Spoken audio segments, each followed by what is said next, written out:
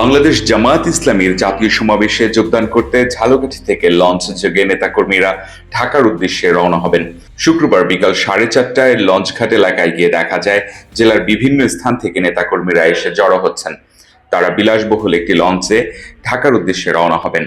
ঝালকাঠি জেলা জামায়াতের আমির অ্যাডভোকেট হাফিজুর রহমান বলেন, জাতীয় সমাবেশে যোগদানের জন্য ঝালকাঠি থেকে 5,000 লোক লঞ্চ যোগে রওনা দিবে।